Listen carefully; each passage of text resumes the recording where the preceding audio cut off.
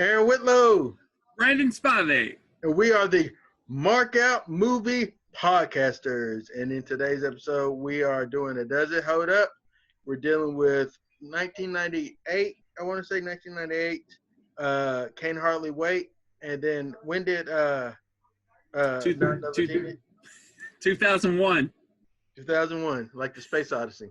And so we're gonna really look at those and see if they held up. And but before we get into Does It Hold Up, we're gonna get into a little bit of what, Brandon? Movie news.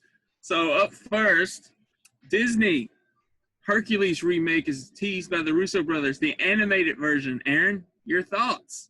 My thoughts. As long as it's different from the one that we initially got, I'm cool with it, because I don't want the same rehash of the same thing. I want it to be different. I'm cool with different. I'm not cool with Lion King. He had to mention it. He just has to mention Lion King. Lion King left a bad taste in Aaron's mouth. It didn't it not in yours? I know. I liked it. I just didn't feel the last act was all that great. But I liked when Simba was a kid. I love that stuff. Did you not feel like you saw it already? I don't know, in like the original one? Everything? I mean, yeah, I guess I did, but I didn't mind it. You know. It's Lion King. I don't mind that. Okay. What else we got? All right, up next. Well, sadly, up next, Vin Diesel teases Riddick 4 script almost finished. Nobody cares, Vin Diesel.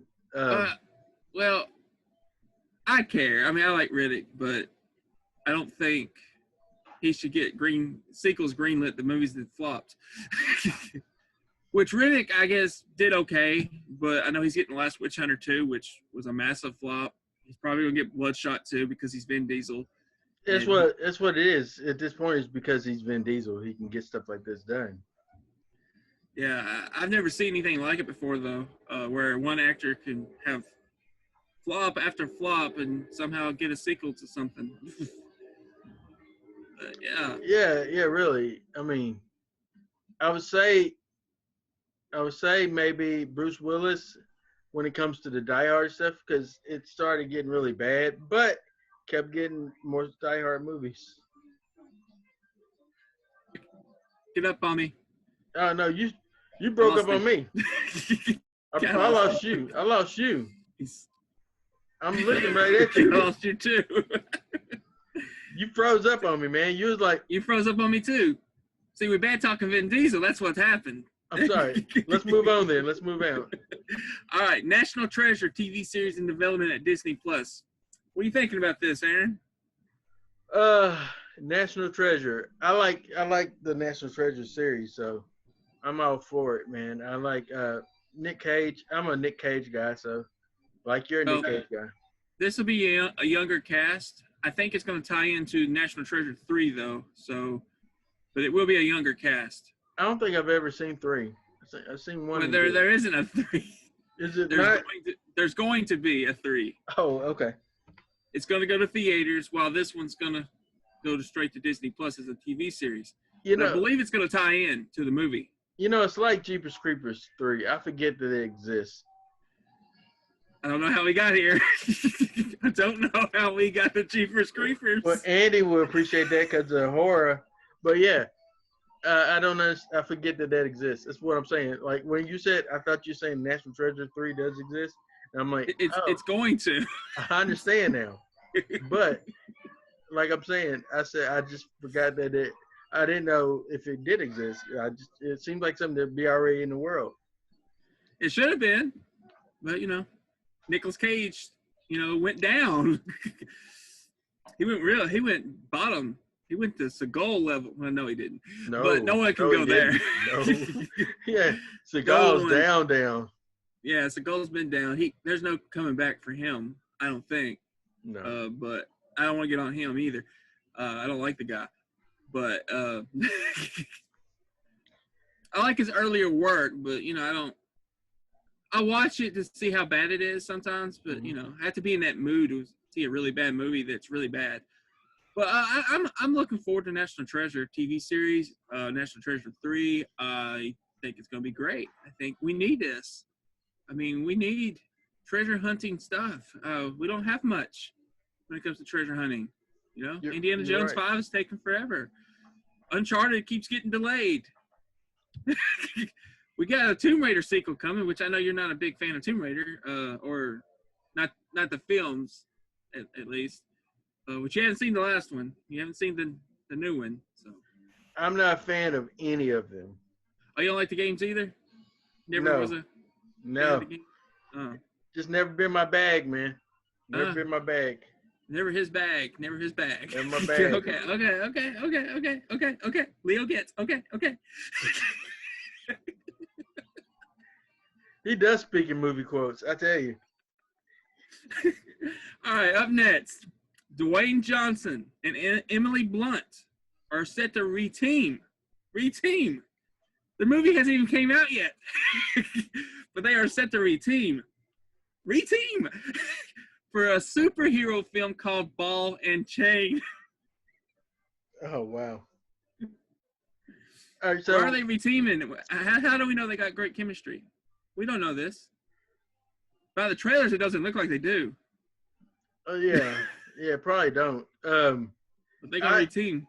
Yeah, I just, when you said The Rock, dummy me was doing this, and I thought, oh, no, that's Hogan. And then that's when I put my head down, because, yeah. Oh, my God. Well, I mean, yeah, there's no coming back from that hair. Maybe I can do the people's eyebrow. Yeah, maybe. So what is your thoughts about them doing a superhero film together? Oh, I'm loopy. Yeah, I mean, it's The Rock. You'll see it. I'll see it. I'll see it for him, yeah. But I don't know about the reteaming. Let's see how this Jungle Boat does, or whatever you call it. Let's see how that does. Jungle Cruise. Whatever. Cruise, it sounds bad. It sounds terrible. I hate the trailers for it. It's based off of a ride at Disney World. Come on.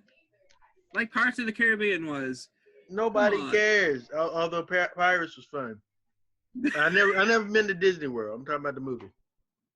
I lived vicariously through the movie. I've never been. I was a poor black kid in Bowling Green. We can't afford Disney World. We could go to Dogwood Lake. We went to Dogwood Lake. I think I once went to Opryland. That's close enough.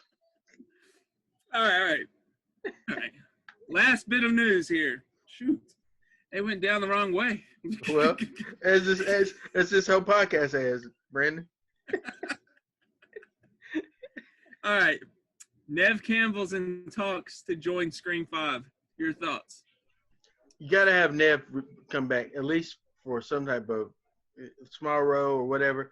She is she ain't the sole survivor. Her, Dewey, and Courtney Cox Arquette. I forget her name. Gail Weathers. Gail Weathers. Yeah. Yes, sir. They are the sole survivors of the whole thing. I wish what's his name? The one that I really liked, he died. He was the nerd that knew horror. Randy. I wish he never died, but you know. Yeah. And I made a mistake killing him. I'm curious to see where they go. Like, are they gonna reboot it? Like, maybe say it's a sequel to Scream 1. Aaron's yawning over there. It's just like, I look forward to it. I mean, I love Scream. I love the franchise. Are you okay there, Aaron? Yeah, I'm stretching my back out. You know how it is. I don't know. I mean, I do, but I don't know. But I'm excited for Scream 5. Nev Campbell returning as Sidney Prescott. Excited if that happens. Gotta have Dewey. That's my main thing, though. Yeah, you gotta have Dewey. I feel like if they have him, he's gonna die this time. Yeah, but he's gonna come back so shredded because he's a wrestler now, and He's a legit wrestler, man. It's crazy that David Arquette is like did that. He's living the gimmick from Ready to Rumble. He literally became a wrestler. He So got hooked. hey, man, and he's hardcore. Like he does falls, and I mean, and I seen some of his matches on YouTube. Man, he's pretty good. So hey, That's great. I'm happy for David. I yeah, mean, yeah. yeah, because that was the sound of his career falling before he became a wrestler. No, I love David Arquette. Yeah, the last thing I seen him in, I want to say, Eight-Legged Freaks. yeah, the Ready to Rumble was like 98, 99, was it? Yeah. Last thing I think I seen him in was that Kurt Russell, Kevin Costner movie, 3,000 Miles to Graceland, where he didn't last. Oh, yeah, he was in that. Yeah, absolutely. Yeah. I forgot about that. They had a good cast. Yeah, Kurt and Kevin, people- man, together. Great. Yeah, it was sadly a lot of people died early on. Like Elvis, living the gimmick. All right. That's all I got for movie news, though. Now we're about to get right into Does It Hold Up? Yes, sir. All right, so let's dive into, I'll say the oldest one first, and that would be Can't Hardly Wait. So let me get here. Can't Hardly Wait. This is the synopsis. A multi-character teenage comedy about high school graduates with different agendas of their life of life on graduation night. The reason why I picked these movies is because it ties into the May being when kids graduate. So I wanted to do something kind of about graduation. And so Can't Hardly Wait is a graduation film. It came out in 1998. It is PG-13 and it's an hour and 40 minutes. And it's a comedy and romance or romantic comedy. Although I don't consider it a romantic comedy. It's a comedy, but it has some romance in it. And Brandon is going to give you the numbers. Yes, sir. It got a 6.5 on IMDb. Metacritic gives it a 52%, 85% like this on Google. As far as Rotten Tomatoes goes, it got a 42% on the tomato meter. Not good. Audience score, 63%. A little bit better. A little bit better. It was on a budget of 10 million, I believe. Yeah, and it made 25. So it was a profitable film back in 1998. Yeah, not to go over the whole cast. Directed by Harry Elfont and Deborah Kaplan. But not to go over the whole cast, but we're going to go over the main folks that you will notice. Jennifer Love Hewitt as Amanda Beckett, Ethan Embry as Preston Myers, Charlie Cosmo as William Litcher, Lauren Ambrose as Denise Fleming, Peter Fasinelli as Mike Dexter, and then Seth Green as Kenny Fisher, and then you have a bunch of other people in the movie that didn't really have real names. They had like Jock 1, Jock 2, things like that. Girls Party, who it, you know. So, man, let's go into it. Does it hold up? So, this movie initially in '98 when it came out the year before I graduated high school. So I always consider that like the high school graduation type of film that I really loved, even though American Pie came out when I graduated. And so that's the movie that had one of the lasting impressions. Later on, I didn't like it initially. I had to go back and watch it, and with the full audience to like it, because the audience made the experience better versus me and a few friends watching it for a screening of it. I worked at the movie theater at the time, so I got to see it before it came out. So, but this movie though, Can't Hardly Wait. I thought it was fun then. Ethan Embry is so lovable in this movie. What's your thoughts? My feelings on this movie has changed somewhat to the Ethan Embry character. I get it. I get it. I do. But I think realistically, he would come off as a stalker. But man, I always felt like a connection with his character. Like he loved this girl, but he just didn't have the nerve to talk to her Mhm. for 4 years, and he wrote her a letter. So I mean, he's a lovable guy. Don't get me wrong, but I think from the girl's point of view, she would look at him as a stalker in today's world. You know, but I was more this time around watching it. I was more interested in Seth Green's character and Ethan Embry's best friend, Lauren Ambrose. De- I like their chemistry better yeah, this time Denise around Fleming's. watching it. Yeah, Yeah, Denise Fleming's and Special K. yeah. I mean, I don't know. Like, I feel like watching this movie, like everybody in this movie is pretending to be somebody that they're really not. Even the Peter Fasinelli, I think that's how you say his Peter last name. Fasinelli. Yeah, Yeah, Mike Dexter. yeah, the Tom Cruise lookalike. Uh, that's how I always acknowledged who he was. He's the guy that looks like Tom Cruise a little bit. But I think his real person came out when he was actually drunk. You know who he really was because he came out like a decent person, maybe Yeah, gay, but decent person. yeah. Um, Did you say he they was played gay? with that a little bit. They played with that a little bit when he was really drunk. That I'm not saying he was. I'm just saying they played with it a little bit. That he Yeah, could have been. You know, yeah. Okay, yeah, they could have. I'm not saying he was. He may not be, but they played with it that Well, he could be. um, And I feel he was pretending to be somebody he wasn't. You know, he broke up with Amanda because he Amanda thought he Baker. was going to score a lot in college.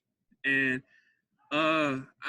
overall, I mean, I still enjoy the movie. It just doesn't. It's not where it was. Like some of the characters, I feel are flat.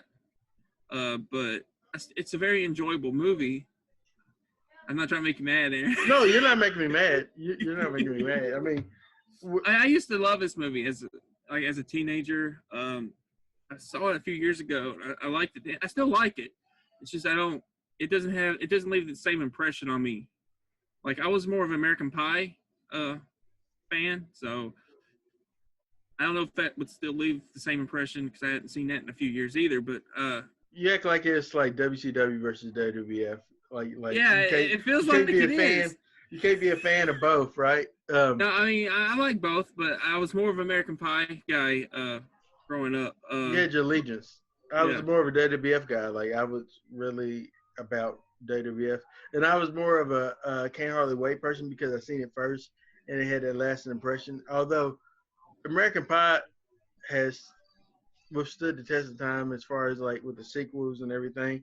Not yeah, saying every sequel was good, but at least it had some staying power. And I love that they came back with the reunion, the American reunion that they did like 10 years after they made the movie, which was good because it was around the same time as my high school reunion, the 10-year reunion, which I just did my yeah. 20 year, which was that's crazy, right? It is crazy. But It was.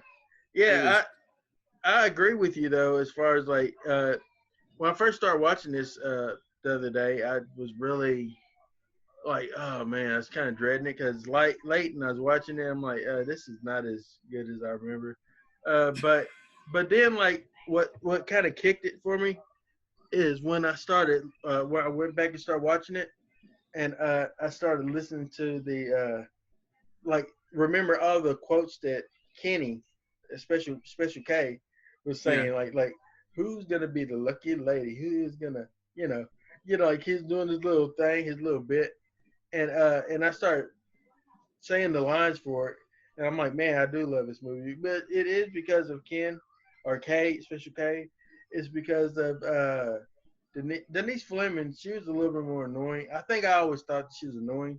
Because she always brings up memories. Like, remember we dated when we was in the third grade, or we did this in the first grade, or da da da. You did this, She always remembers her connection to the people when they was younger. She's that girl, and that's what I didn't like about her. But uh, but Amanda Beckett might not even be the girl that Ethan. Uh, See, I keep calling him Ethan. That's his real name. I forget his name in this movie.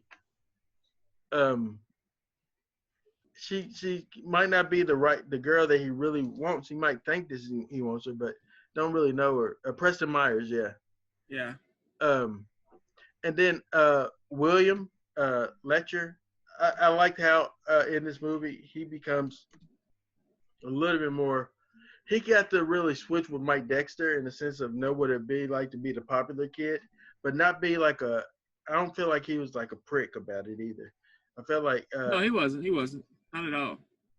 except for the whole throwing the girls yearbook in the but she got mistreated throughout the whole movie. You know what You I'm hear talking me? about? Yeah, I can hear you. I didn't hear a word you said. You froze on me. I said uh I forget it, Melissa Joan Hart. Yeah. How they kind of mistreated her in the movie, kept throwing her. That's the only time that he did something that was really cruel, is when he took her yearbook and just threw it in the water. Yeah, You know, she was really annoying about that yearbook and people signing it, and I was like, okay, get a she grip. she wants the memories. She wants to keep memories. They're forever. They're precious. Yeah, but I don't know. I guess they are. I didn't keep any of my yearbooks, so I don't know. I can't relate.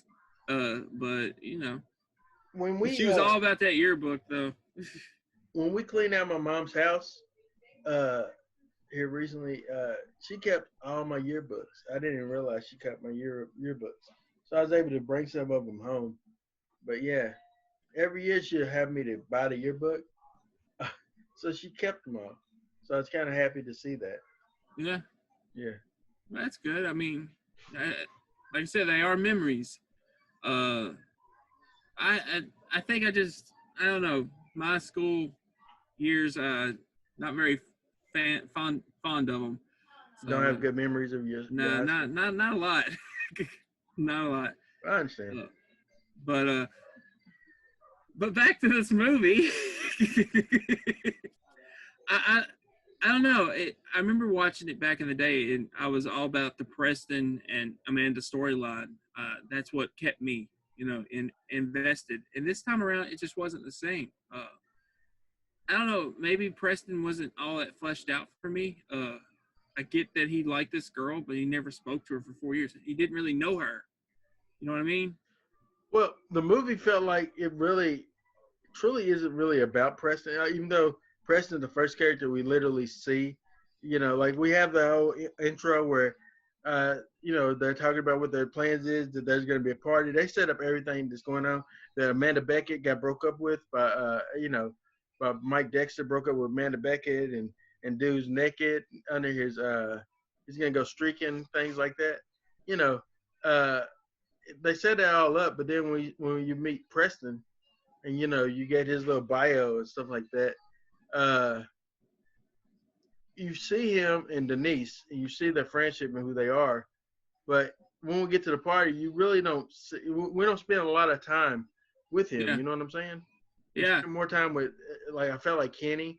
Spend more time with him, Denise, maybe. Amanda a little bit, maybe Mike Dexter and his friends. I think about his friend. It's funny. But she has mirrors. She has mirrors above the bed. Well, what I like about this movie, though, and again, I like Mike Dexter to a point. Like, I don't know, I started to feel sorry for him when he was drunk. Not before, but when he was drunk, I felt like I was seeing the real person come out. And I just felt like this movie kind of was about, again, people pretending to be something just to fit in, or about them trying to find themselves.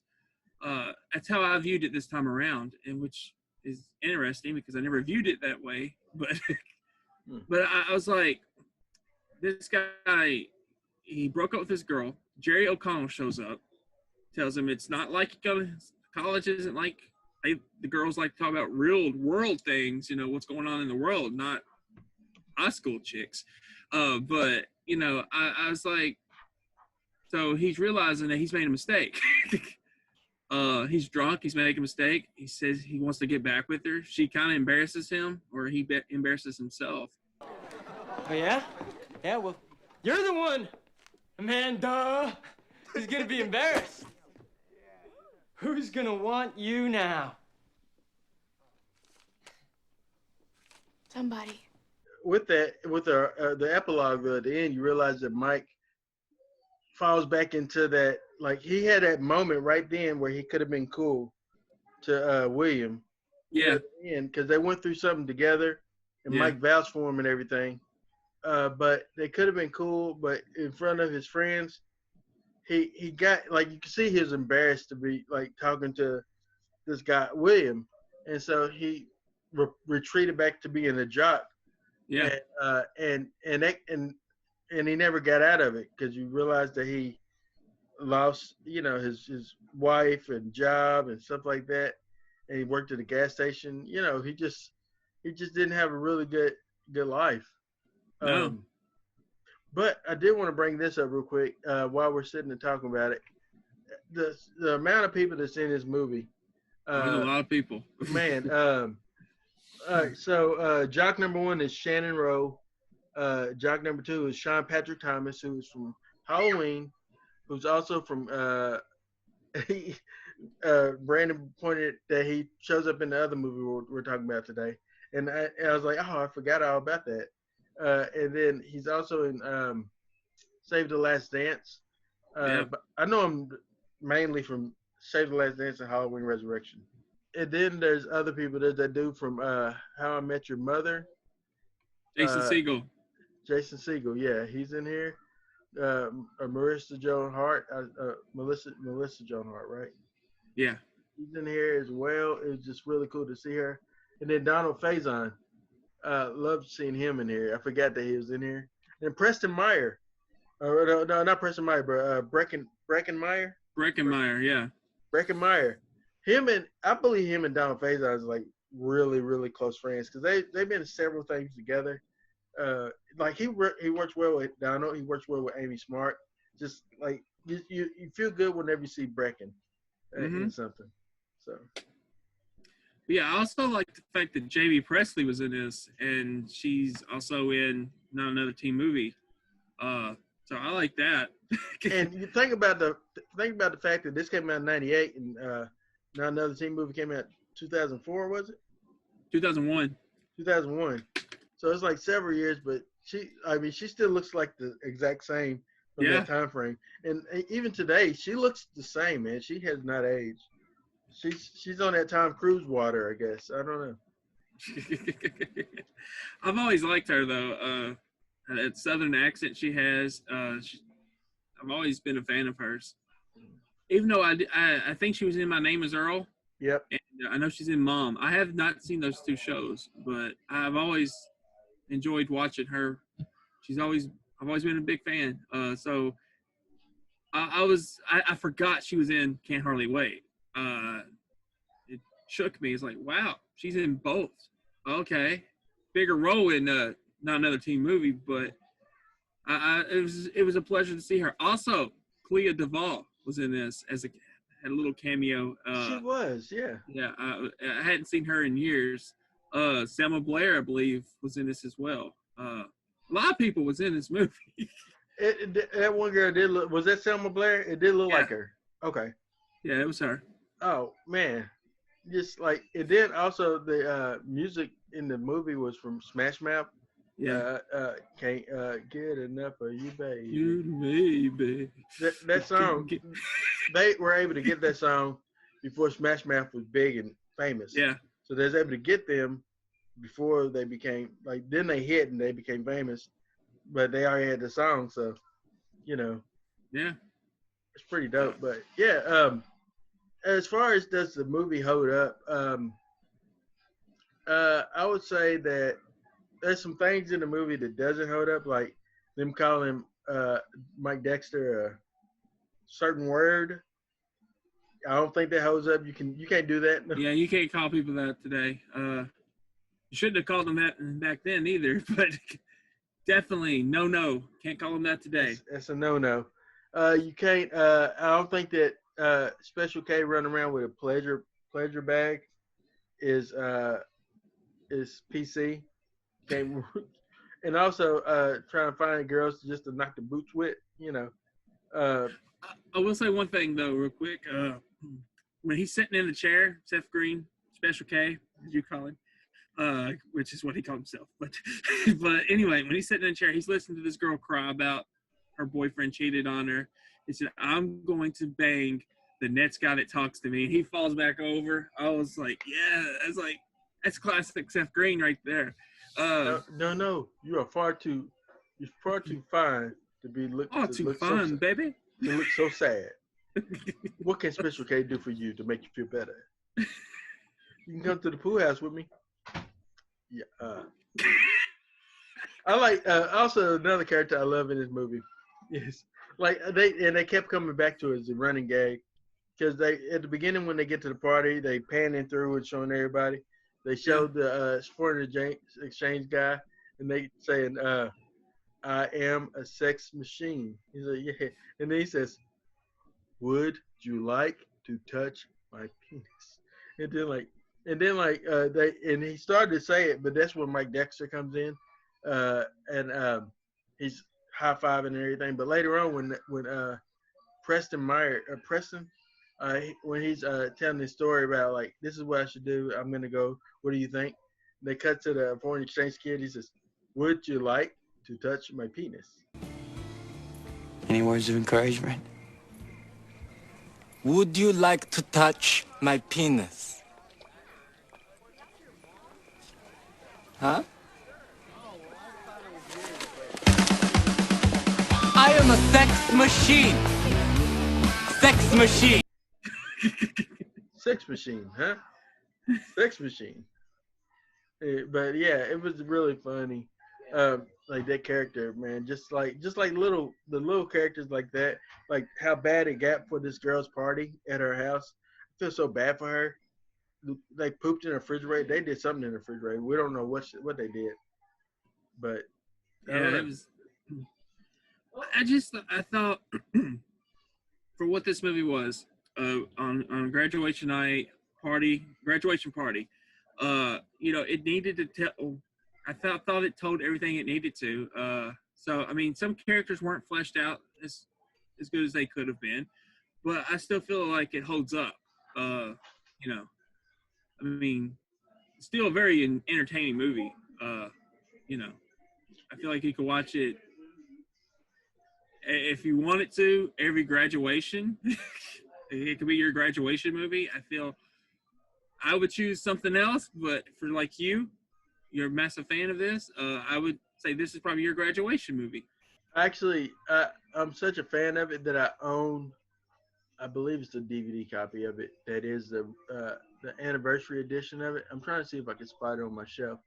That's what I'm looking up. But yeah, I own it, and it has like commentary with the cast and crew coming back like years later to talk about it. Of course, we know Peter Fessellini went on to be in the Twilight films as Oh, did he? yeah, he was the father. Yeah, I know he did. He went on to do that. Seth Green went on to be Major for Robot Chicken and also Austin Powers. And then, of course, the people that wasn't really a part of the movie that's in it went on to do bigger things. And, of course, Jerry O'Connell is Jerry O'Connell. He's just Jerry O'Connell, man. He's Jerry. He's just Jerry, man. Just Jerry. Yeah. What did he go on to do, though? Was it Trip McNeely? Trip McNeely. Yeah, Trip McNeely. What movie did he go on to do that was big, though? Not movie. I'll say TV wise, stuff like that. I would say that movie. We all know that he went on to be. He did. What movie did he do? I mean, I know he did Tomcats with Shannon Elizabeth from American Pie. He did Kangaroo Jack. Yes, he did. With Anthony Anderson. He did. But I have a confession to make about that movie. I don't hate it. I don't doubt that, Brandon. But yeah. See what he's doing there? You see what he's doing, people? He's insulting me without insulting me. But that's okay. I can take it. But yeah, I mean, I would say the person that left this film that did the biggest thing, Jennifer Love Hewitt, maybe. I would say that. I'll say that Maybe. Donald Faison went on to be in Scrubs for like every season. So And uh, Skyline. Don't forget Skyline. I Big never seen Skyline, man. big film there. Um, I would probably have to agree. It was Jennifer Love Hewitt. I mean, she went on to do, I think, at that year. I Know What You Did Last Summer. I Still Know What You Did Last Summer. She did Ghost a Ghost couple Whisperer. comedy. Yeah, Ghost Whisperer. She had another show she was doing. She's currently on 911, I believe. I'm assuming she's still there. I know she was there for season 2, so I'm assuming she's still there. But yeah, I would say she's probably had the biggest career of all of the people that was cast in that movie. I mean, I can't think. I mean, Seth would be second, I would say, but his is His more stuff's mainly voice work, though. voice work. Yeah, he went on Was to be he? I mean, he major. was in Buffy. He was in Buffy. So I forgot that he was in Buffy. yeah. When I think about him, I really honestly think about him in. So if you think about it, he was in another movie with Breckenmeyer. Man, he was in Rat Race together. I didn't even think about that they were in this movie together, although they weren't. They never had a scene or shared a scene with each other. Yeah. But yeah, this, I think that it would be Seth Meyer. Brecken went on to do A pretty few things. okay. Like he had a TV show with the Zach Morris guy. Mark Paul Gosselaar. Yeah, they had a TV show. Yeah, that didn't last though. But and it lasted like 4 seasons. That's good for TNT. it is good for TNT. And it's good for most people these days. Yeah, but honestly, as I think about it, I can't think of anyone that actually went on other than them to like seriously be major. Now, the guy from what's the name again from I hate How I Met Your Mother. Jason Segel. Jason Segel. He has a show currently. I don't know what channel, or it might be just on Hulu. I'm not sure, but he has a show currently that he's on. So he's still working. That's good. He's still working. So yeah, but he was in Freaks and Geeks as well. Of course, yeah. He's in Freaks and Geeks. I love Freaks and Geeks. We talk about that, how much we like that show. But I would have to say, as far as my marks for this movie, we ready to go for our marks for this one? Yeah. All right. For the marks for Can't Hardly Wait, I'm gonna give it 3.5 Markouts out of 5. I go 3.5 because it is. I go 3.5 because it is it's something that it holds up well, but it has a lot of flaws still, and it does. That's my grandkid. She's excited, man. The bear is dancing. She's dancing with the bear.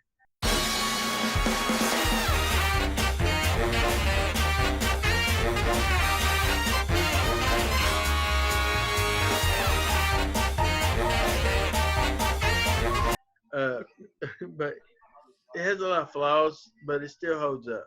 So 3.5 Markouts out of 5. 3.5 for him. I'm gonna give it 3. I still feel it's enjoyable, very entertaining. Just didn't. I don't know. It's just maybe it's not aged as well for me. Maybe I don't know. I still like it though. I think it holds up. Aaron's like, but yeah, I mean, you give it 3.5, I give it 3. Yeah, they're positive scores. They are. They're not negative scores. They're good. Yeah, so it's not like I gave it like a 1 or anything. It's not like The Boy 2 or anything like that. Oh no, it's a 5 compared to The Boy 2.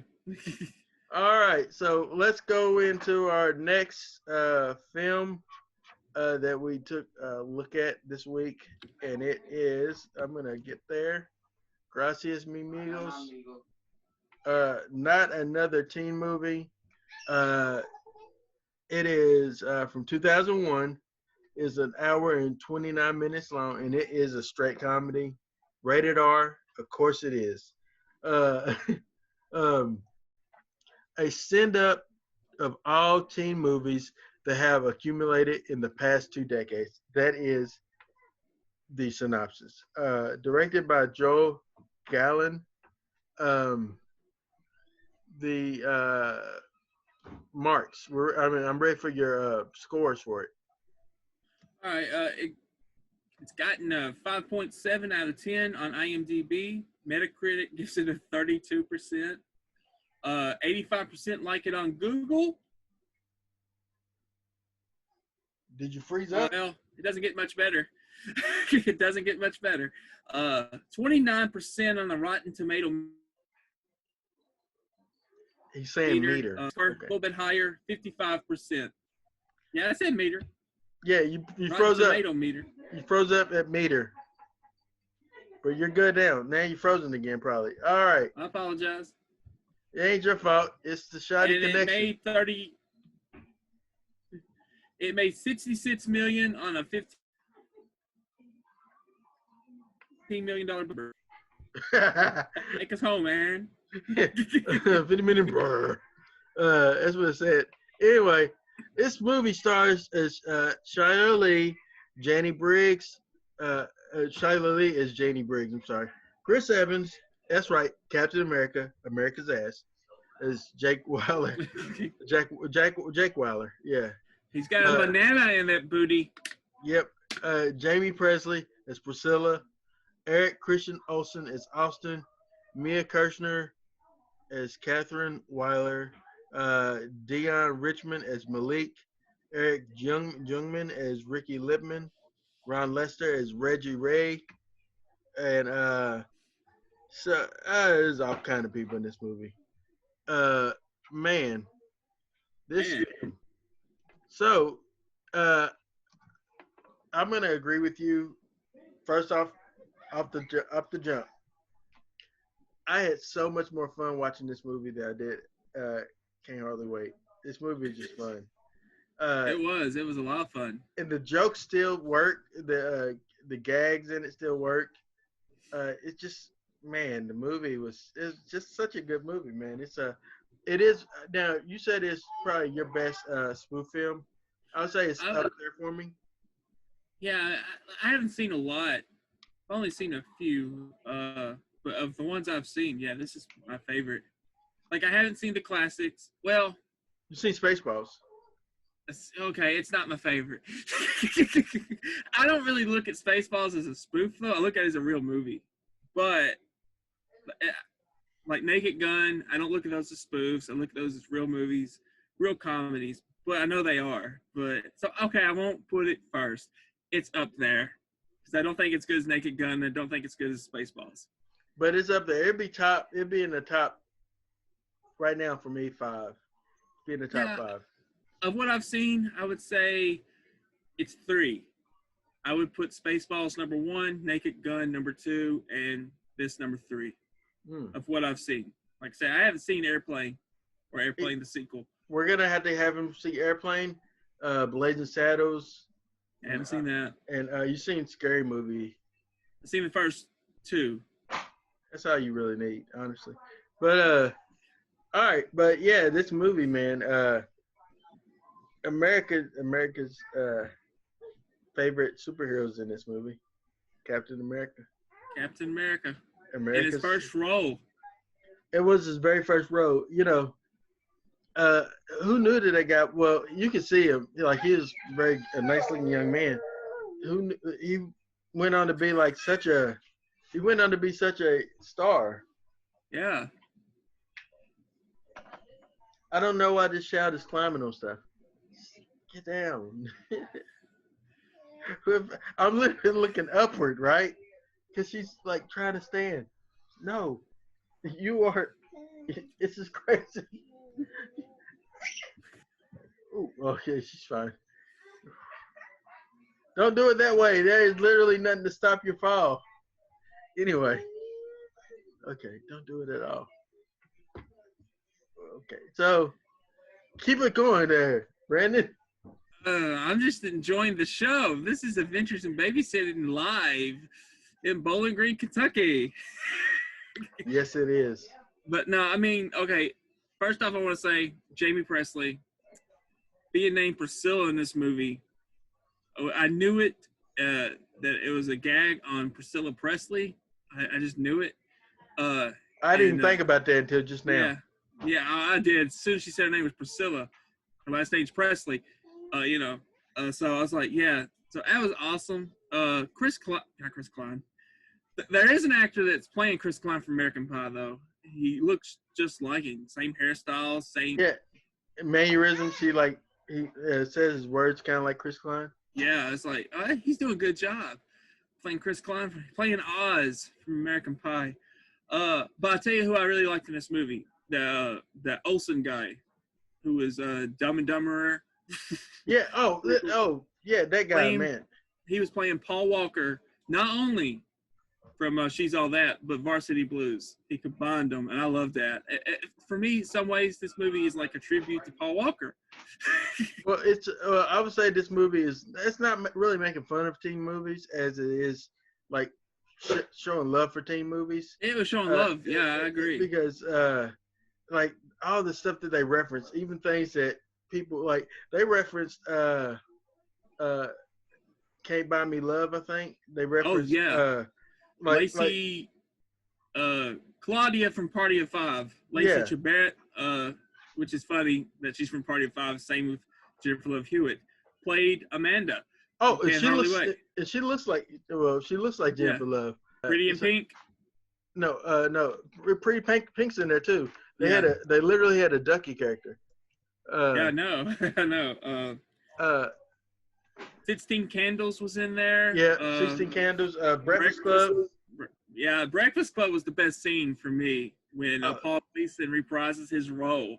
I was just, I just stood up. You marked out. I was like, yes. And I was quoting the words with him. The movie I'm thinking about is actually Better Off Dead. They reference Better Off Dead in this movie. It's really, I haven't seen that. It's really subtle. In Better Off Dead, all right, so throughout the whole movie, John Cusack is being chased by this paper boy on a bike, and he says $2 because he owes him $2. 4 weeks. 20 papers, that's $2 plus tip. Gee, Johnny, I don't have a dime. Sorry. Didn't ask for a dime. $2. And so and he has a bag on his backpack, and he has like a bunch of kids that's running after him saying $2. In the end of this movie where the Ducky character is trying to run and hurry up and get to what's the name? Trying to get to the love interest. And there's people on those bicycles that keep passing. They keep saying $2, $2, $2. It's like very subtle. But I was like, oh, that's Better Off Dead. I couldn't remember what it was, but I knew that there was a reference. They referenced Ferris Bueller's Day Off. Also, the father in this movie of Chris Evans is the same father from Ferris Bueller. That's Ferris's father in Ferris Bueller. So that was great. Just the layers upon layers of stuff that they put in this movie is just brilliant. Well, I liked they reference Bring It On. Only further. We saw you at our practice, and I know you stole our routine. We've always done our own cheers. Well, then you better bring it. Oh, it's already been brought in. We're black. We know it. We shake our big booties and show it. The only one they didn't do, the only one that I didn't see was Weird Science. They didn't do that. That was like the only one. I'm surprised they didn't. I guess it'd be too on the nose to do Weird Science. But yeah, I'm surprised that they didn't do Weird Science. They did. I want to say all John Hughes' major films. Pretty in Pink, 16 Candles. They did. Then they did American Pie with several ways. The father, Randy Quaid. Randy Quaid is in this movie. Yes, he is. I love Randy Quaid. Randy Quaid was hilarious in this movie. But there's a scene where he's walking from the kitchen with a pie in his hand, and you know what he's gonna do with that pie. And then they reference it from the very beginning of the movie. Was a reference to the very beginning of American Pie when Jim's father. Yeah, Janie's father. But Janie was watching a movie that, it wasn't a porno like American Pie. It was a Freddie Prinze Jr. movie. It was actually was it She's All That? She's All That, yeah. Yeah. Because she says I masturbate to this film. Yeah, she kind of looks kind of embarrassed. Oh, that's a good scene right there. If you haven't seen the opening to this movie, that's crazy. Everybody shows it, but also they also reference 10 Things I Hate About You twice. Yes. They reference it with the whole Janie got a gun, because that's like in 10 Things with Heath Ledger. How he shows up and starts singing to Clea Duvall. I think it's her name. Is that name Clea Duvall? I honestly forget her name now. You know what I'm talking about? Julia Stiles. Julia Stiles. In that movie. And then also in another scene, what are you eating? What? Oh, okay, it's a passerby. All right. I'm like, what is going on? But also in another scene where I'm gonna just call him the Ducky character. Ducky. Yeah. He does that poem for Janie. But that poem is kind of like in 10 Things I Hate About You. Also, they in American Pie they have a Nadia character, which is on the nose. Yes, it was. Right on the nose. On something, right?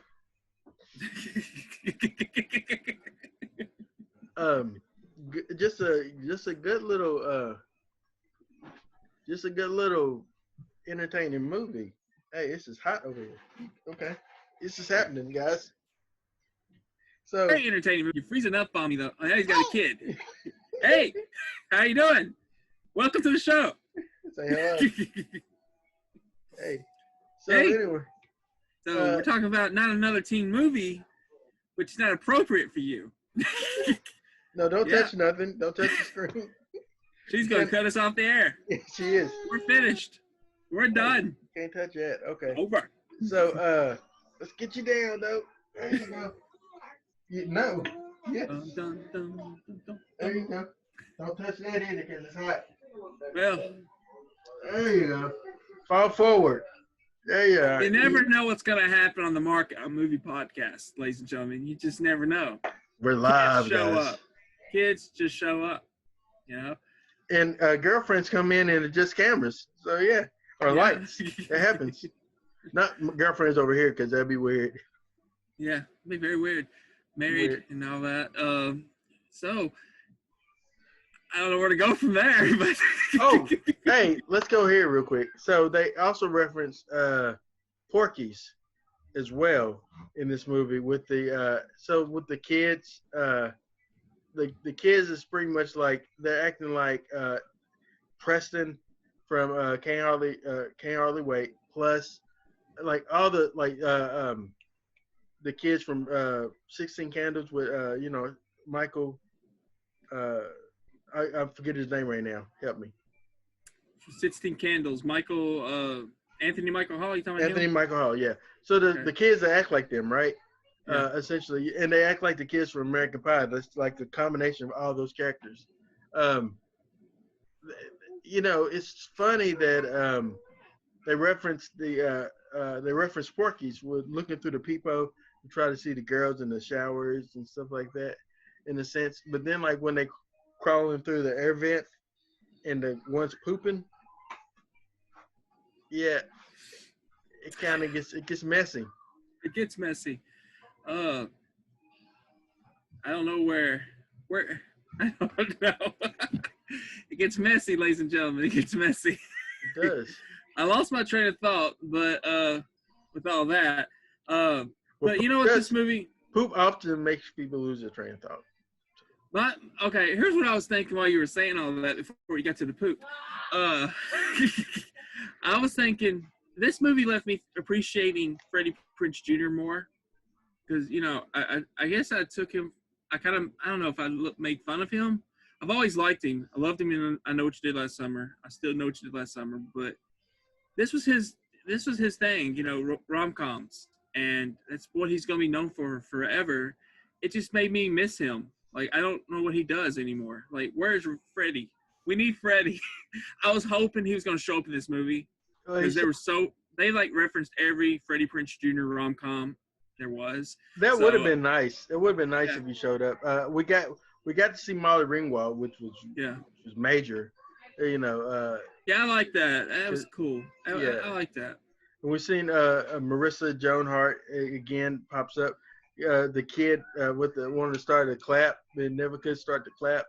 Yeah. So that was cool. But yeah, it'd been nice though if we seen Freddie Prinze Jr. Like it seems like he should have been maybe show up as a limo driver or something. Yeah. Just pop up real quick to maybe even give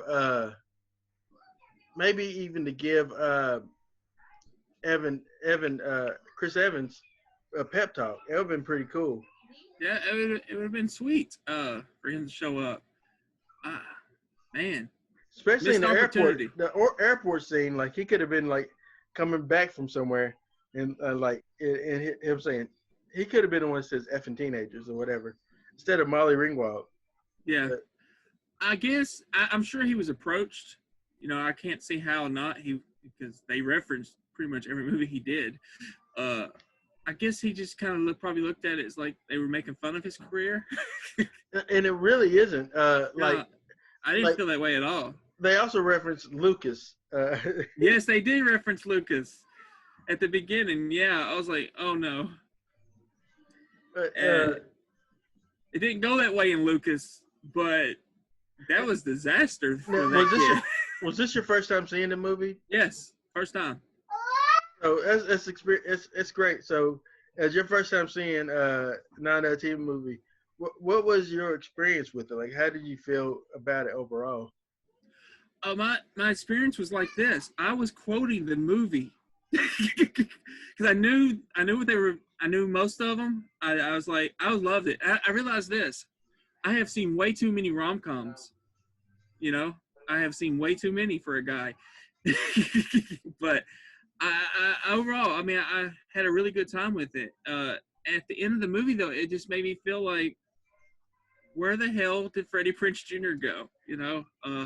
I know he became a writer for WWE. I know he was in like the last season, 24, or one of the last seasons. But I don't know what happened to his career. Recently, he was in a commercial with his real life wife, Sarah Michelle Gellar. They were in a commercial talking about like using like something to put in your detergent to wash your stuff. I don't know, but it was really cool. They like we both have flings, something like that. Yeah, I have flings, and then next thing you know, they, it might not be it. If I can find a commercial, we'll put it in right now. Doing it every night. We get it. Until recently, we were only doing it once, maybe twice a week. Now we do it every night. Run the dishwasher with Cascade Platinum. But yeah, so it's Freddie Prinze Jr. He was what Molly Ringwald was for 80s teen movies. Yeah. Freddie Prinze Jr. was for 90s teen movies because he was. I never thought about it until you mentioned it because he was in a lot of stuff, and he just he's that guy, and he's really good, and I felt like Chris Evans didn't. I feel like nobody in this movie was really disrespectful to anyone. No. I feel this movie was appreciative to these rom-coms that come in the 80s and in the 90s. It was very much respected what they were doing. They were doing it smooth, but they were respecting the material. So I think that's one of the main reasons I love this movie. What it made me want to do was go back and watch these older movies again, like So I greatly enjoyed it. I had a lot of fun with it. That's how I felt as well. It did make me want to go back and watch a lot of them because like you see, like the things that they reference, like you said, that scene with the I don't, they didn't do. I don't think they did Fast Times at Ridgemont High. Also, yeah, you mentioned the other guy from King Hall, not How I Met Your Mother, was in this one. He was all a part of this movie. I didn't realize he was the main guy. Yeah. Ted, guy that plays Ted. Yeah, he was what's his name from Road Trip? I can't think of his name. He was that Tom guy. Green. Tom Green. Yeah, him. He was him from Road Trip. So yeah, it was just a very enjoyable movie. I mean, it was very funny. Still to this day. Also, Chris Evans was not just Freddie Prinze Jr. in that movie. He was also Mott's from Varsity Blues. So that was cool. Also, and that's why, and that was my point as well too. Like when the details that they went into recreating the library from Breakfast Club. That was a spitting image of the library from Breakfast Club. It had like the way the steps went up. They had the same statues as in the library. The desk was organized the same way. The door was organized the same way. And to have him come back through, I felt like I was watching that. And I got you, baby. The show saying, "Are you still watching?" Yes, you are. Yes, you are. And there it goes. You're good. Calm down. So, it goes into like some really really painstaking details, man. And to have Mr. Gleason pop up, I believe he's passed away now. But yeah, to have him pop up, it was just so good, man. Yeah, that was my favorite cameo though. I love Molly's, but Paul Gleason showed up.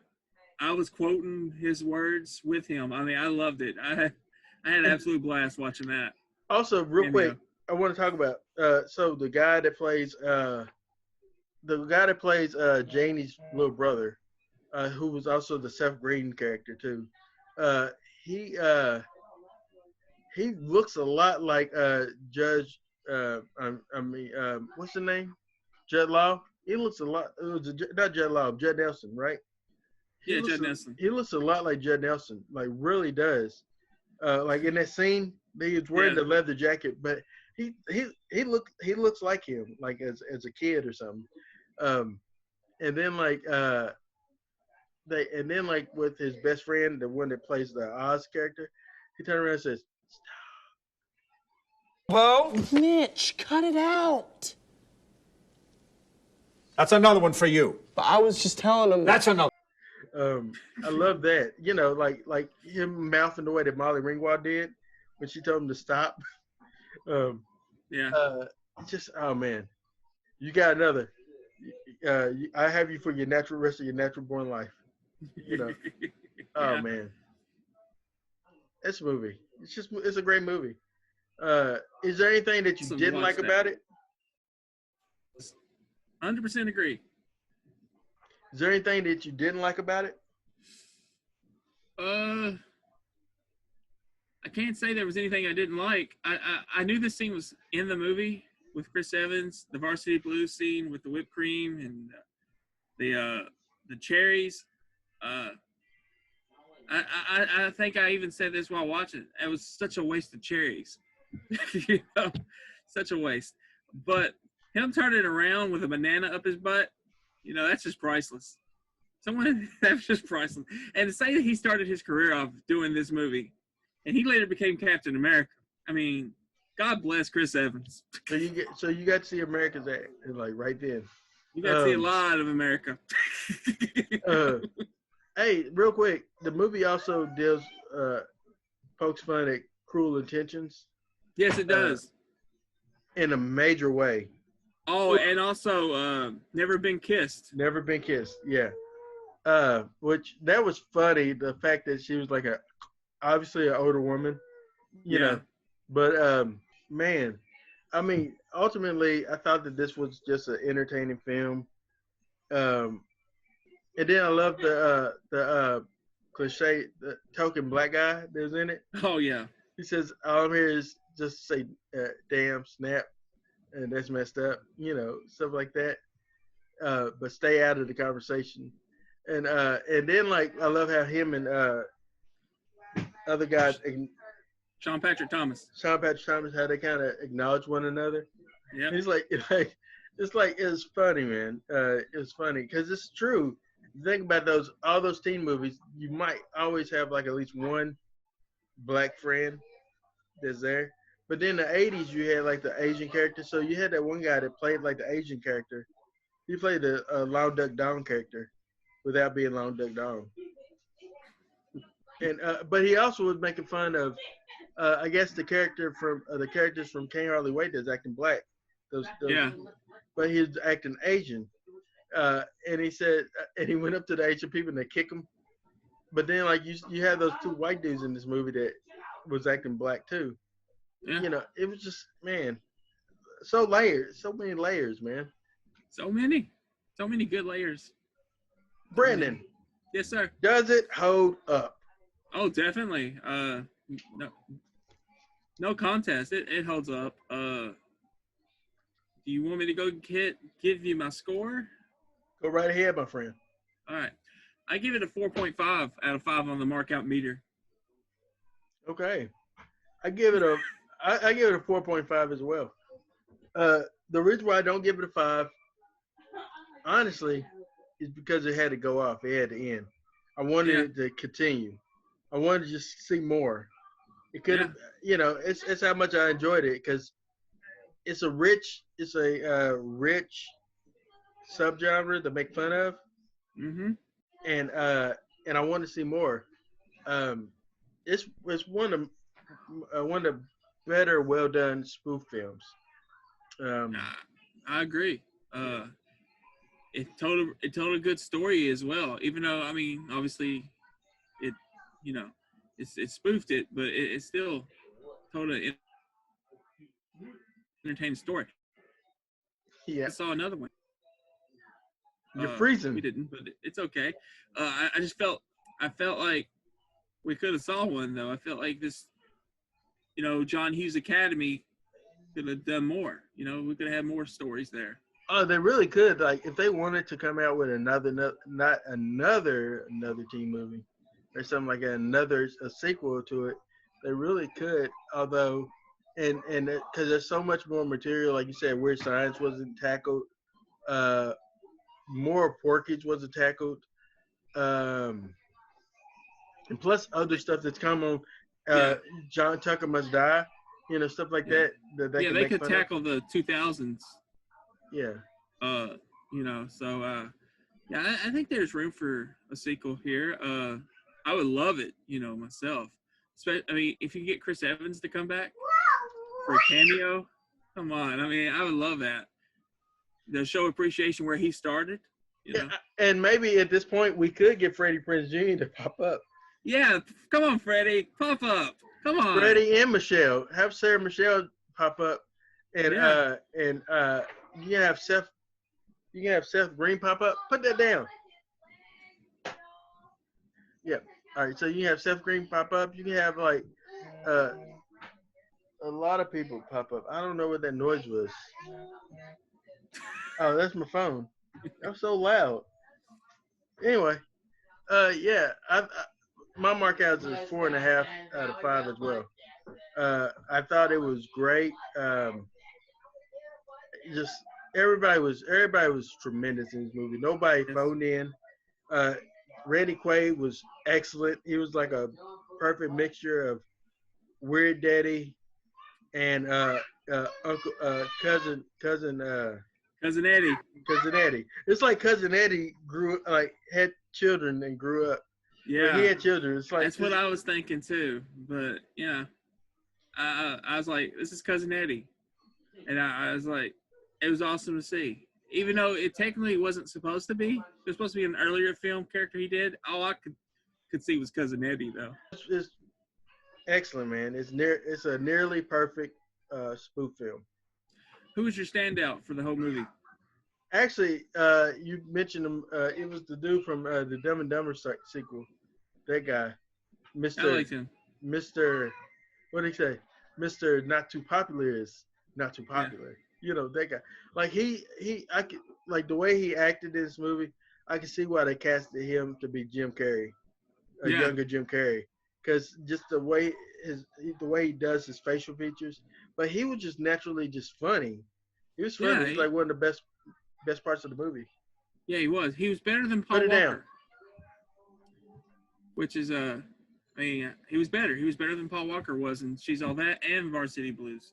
Mm-hmm. But you know, what I always thought about this movie came out in 2001, and the kick I get out of it is when Paul Walker became Paul Walker, the action star, because he did the Fast and the Furious the same year. So it's just cool. They were spoofing his films, and he was coming a star at the same year. Yeah, it's a fun little fact. But I think the standout for me, it's an obvious choice with Chris Evans, because I didn't see this movie till like Monday, but I've always been a Chris Evans fan, and see him in his first role, and he had all of it, man. He had the it factor, and never acted before. I think that's, man, they just like picked him off the street, and just it was awesome to see him. He handled comedy well too. Yeah, he's very more balanced than you think, and I would love to see him do more comedies now, since he's done with the MCU supposedly, unless they do some time travel stuff and bring him back. But I would love to see where his career is going to go now after playing Captain America. If he does more comedies, I'm there. He sold me on this movie. Yeah, he honestly was really really good in this movie as a comedic actor, and you forgot how comedic he was in this film. Like he didn't play it straight as like he didn't play it zany either. He was just like, he just allowed stuff to happen, and he responded to it and reacted to it. Yeah. But yeah, he did really well. Of course, as I did with Can't Hardly Wait, I'll do this with you again. So we all know that I guess the one that went on to do the most would be Chris Evans. Yeah. Yeah. Who would have thought a spoof with a generated Captain America? I mean, honestly, you think of a spoof, you don't think of people having like, I know that one actress from Mom, she went on to do that, but Anna Faris, she went on to do spoofs, but and she stays in a comedy, but most people don't have long careers when they're doing spoofs. It's like, I don't know, Leslie Nielsen. It's like once like, you do it, you're in it. Yeah. And to get out of it, like Chris Evans did, that's something remarkable. I mean, not only to get out of it, to become Captain America. To become like the second biggest Marvel action character. I would say second because Iron Man would be the first. We can't deny this. But Captain America is great, but behind Iron Man. Captain's my favorite as far as the MCU movies. Comic book characters, it's the Hulk, but for the movies, Captain's my favorite. That's just me. Yeah. But without Iron Man, there wouldn't be an MCU, so I agree. Well, I say that will be the end of this episode. You said next week you picking. What are you picking? What am I picking? All right. You've been asking for this. I don't know if you're going to like the movie I'm picking, but you've been asking for it. The horror section. So I'm going to pick a movie from the horror section, an older movie, because that's what the horror section's all about, older horror, or like at least 20 years old. But I'm picking Children of the Corn. It's been a long time since I've seen it. I knew it. I hadn't seen it in forever. But I want to see it again. We'll do it. Are you not a fan of Children of the Corn there? Are you not a fan? I hadn't seen it since, like, I was a child in the corn. See? There you go. Be interesting to watch it again. Yeah. Get to see young Linda Hamilton not playing Sarah Connor. She is in that movie. I forgot. See, don't ruin movie, it. Aaron. You're frozen. You froze on me. All right. Well, you froze on me too. We froze on each other. Well, it means that this must come to an end. All right. Aaron Whitlow. Brendan Spivey. We're the Markout Movie Podcasters. And as I always say, thank you for marking out with us here on the Markout Movie Podcast.